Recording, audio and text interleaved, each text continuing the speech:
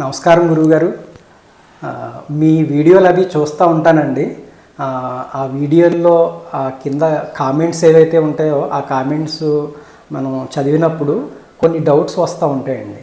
Okay, ఇలా మనం కూడా ఎప్పుడైనా గురువుగారిని కలిసినప్పుడు ఈ డౌట్స్ గురించి అడగాలి, వాటి గురించి ఆయన ఏం చెప్తారో తెలుసుకోవాలని చాలా ఆతృతగా ఉంటుంది.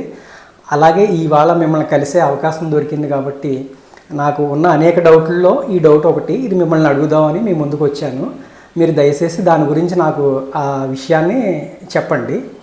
నా డౌట్ ఏంటంటే, ఈ వైవాహిక జీవితంలో భార్యాభర్తల మధ్య సంతోషం, అసంతృప్తి, వీటికి ఈ సాముద్రికంలో ఏదైనా ఒక ప్రత్యేకమైన రేఖ ఏదైనా ఉందా? ఉంటే దాని గురించి నాకు సూచించండి, దాని గురించి వివరంగా చెప్పండి. నమస్కారం శివ. చాలా సంతోషం. నువ్వు ఈ కామెంట్స్ అన్నీ చదివి నేను చదువుతున్నాను. అయితే శాస్త్రాన్ని కంటిన్యూగా చెప్పే సందర్భంలో ఈ వీక్షకులకి వచ్చినటువంటి అనుమానాలన్నీ అక్కడికక్కడ నివృత్తి చేయడానికి చాలా కష్టంగా ఉంటుంది. అందువల్లనే నేను ఎవరైనా నీ బోటి వాళ్ళు అడిగితే వాటిని క్లారిఫై చేద్దామనేటువంటి ఉద్దేశంతో ఉన్నాను. నువ్వు మంచి సందర్భంలోనే వచ్చావు. ఇప్పుడు భార్యాభర్తలు వివాహమైన తర్వాత ప్రస్తుత కాలంలో చాలా సమస్యలకి దారి తీసేటువంటి సందర్భాలు అనేక ఉంటున్నాయి. నా దగ్గరికి వచ్చేటువంటి వాళ్ళు, అలాగే ఈ మన వీడియోల్లో కామెంట్స్ పెడుతున్నటువంటి వాళ్ళు, దీని గురించి హస్త సాముద్రిక శాస్త్రం చాలా ఖచ్చితమైనటువంటి సమాచారాన్ని మనకి ఇస్తుంది. ఎందుకంటే ఈ హస్త సాముద్రిక శాస్త్రం అనేటువంటిది ఇది మనం ఈ జన్మలోకి రావటానికి ముందే మన యొక్క జీవితము, మన ఆలోచన, మన ఆచరణ, ఆరోగ్యము, మనం ఇతరులతోటి నెరిపేటువంటి సంబంధ బాంధవ్యాలు, ముఖ్యంగా వైవాహిక జీవితం, వీటిలన్నిటి గురించి కూడా ఒక ప్రణాళికను తయారు చేసి ప్రకృతి సహజంగా ప్రణాళికను తయారు చేసి మన హస్తంలో లిఖింపబడి ఉన్నటువంటి ఒక డాక్యుమెంట్ ఇది. ఈ డాక్యుమెంట్ అని ఎందుకు వాడానంటే నేను పదం, ఇప్పుడు నీకు నీ పూర్వీకులు లేకపోతే మీ పెద్దలు ఎవళ్ళొకళ్ళు కొన్ని ఆస్తి పత్రాలు నీ గురించి నీకు చెందవలసినటువంటి రాసి ఇచ్చారు. ఎక్కడో ఉన్నాయి అవి.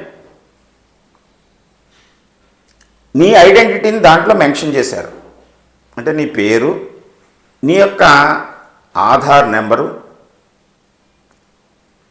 ఇప్పుడు డాక్యుమెంట్ అయితే మీ వేలిముద్రలు కూడా వేసి, ఇచ్చిన వాళ్ళు వేలిముద్రలు వేసి మనకి డాక్యుమెంట్ ఇచ్చేశారు.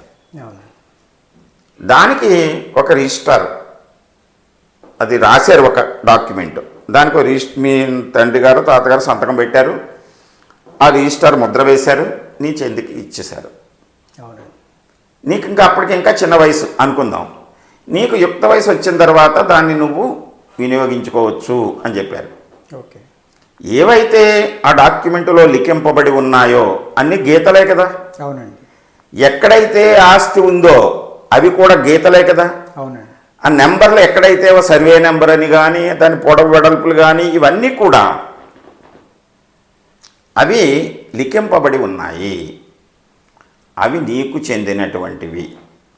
అంటే రాసినటువంటి నీ పితృ సమానులో లేకపోతే మీ తాతగారు వాళ్ళు కానీ వంశస్థులు, మీ వంశస్థులు మీకు ఇచ్చారు, వాళ్ళు కానీ నీకు ఇచ్చేసిన తర్వాత దీన్ని అధికారికంగా ముద్ర వేసినటువంటి రిజిస్ట్రార్ కానీ ఎవళ్ళు కూడా మళ్ళీ వాటిని మార్చలేరు.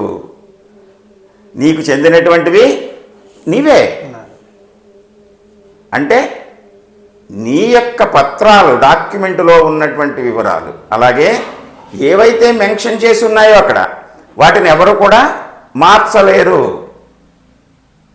నిర్దిష్టం అవి. ఎవరు మార్చగలరు వాటిని? నీకు యుక్త వయసు వచ్చిన తర్వాత నువ్వు అక్కడవే మార్చుకోగలవు వాటిని. దాన్ని అభివృద్ధి చేసుకోవాలనుకున్నా, అవును. లేకపోతే ఇతరులకు దానం చేయాలన్నా, దాన్ని అమ్మేద్దామన్నా, లేకపోతే దాన్ని ఇంకా పెద్ద భవనం కడదామన్నా, ఏమి చేయాలన్నా కూడా, లేకపోతే ఆ స్థలంలో నువ్వు మొక్కలు వేద్దామన్నా, పంట తీద్దామన్నా, ఏం చేయాలన్నా నీకొక్కడికే హక్కు ఉంది, ఇంకెవరికి హక్కు లేదు. ఇదే సిద్ధాంతం ప్రకృతిలో వర్తిస్తుంది. ప్రకృతి సహజంగా మనకి ఏది చెందాలో, మన కర్మగతమైనటువంటి అంశాలు, ఎవరెవరితోటి మనకు బంధాలు ఉండాలో ఇవన్నీ ముడిపడిపోయి ఉంటాయి. అందువలనే ప్రత్యేకంగా వివాహం గురించి అడిగావు కనుక, ఇద్దరి మధ్య వివాహం జరుగుతోంది అంటే వాళ్ళిద్దరూ ఎక్కడో పుట్టారు.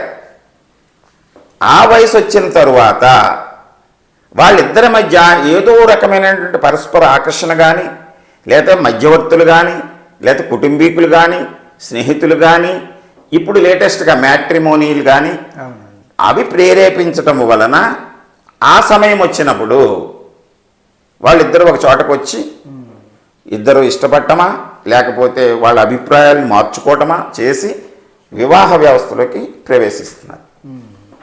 అక్కడ ప్రారంభమవుతోంది సమస్య.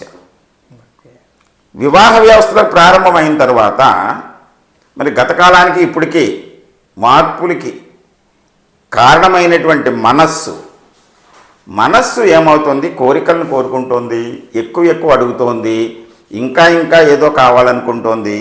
దానికి అనుగుణంగానే కాలానుగుణంగా మన చేతిలో రేఖల్లో మార్పులు చేర్పులు జరుగుతూ ఉంటాయి.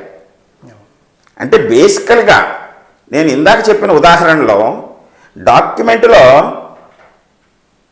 డాక్యుమెంట్లో ఉన్నటువంటి కొలతలు కానీ, వాటి సర్వే నెంబర్లు కానీ అవి మారలేదు. కానీ కాలానుగుణంగా దాని యొక్క విలువ మారుతూ ఉంటుంది. అలాగే మన అరచేతిలో ఉండేటువంటి ప్రధాన రేఖలు ఏవైతే ఉన్నాయో ఇవి మారవు. మార్పు చెందేటువంటి కొన్ని రేఖలు ఉన్నాయి. దానికి అనుగుణంగా, అంతేకాదు ఇంకోటి క్షేత్రము, ఈ స్వభావము, స్వరూపము, గుణము, వీటిని మనం మన సాధన ద్వారా మార్చుకోవచ్చు. ఇప్పుడు వివాహ వ్యవస్థలో వచ్చినటువంటి సమస్యలని పరిష్కరించుకోవడానికి ఏం చేయాలి అంటే ఇద్దరి మధ్య అవగాహన ఏర్పడాలి. దానికి సాముద్రిక శాస్త్రం ఏం చెప్తుంది? ఇతను వివాహం సూచించేటువంటి రేఖ కానీ, వైవాహిక రేఖ కానీ, అతని హృదయం సూచించేటువంటి హృదయ రేఖ కానీ, యోగం సూచించేటువంటి యోగరేఖ కానీ, అతని యొక్క సామర్థ్యాన్ని, దాంపత్య జీవితాన్ని చెప్పేటువంటి శుక్రస్థానము కానీ ఎలా ఉన్నాయో చూసుకుని వీటిలో విభేదం కలిగితే అతని శిరోరేఖ ఎలా ఉంది, అతని యొక్క మానసిక స్థితి ఎలా ఉంది తెలుసుకుని వీటిలన్నిటిలోనూ ఎక్కడైనా లోపాలు కనబడితే దాన్ని మార్చుకోవడానికి ప్రయత్నం చేయమని చెప్తాం సాధన ద్వారా.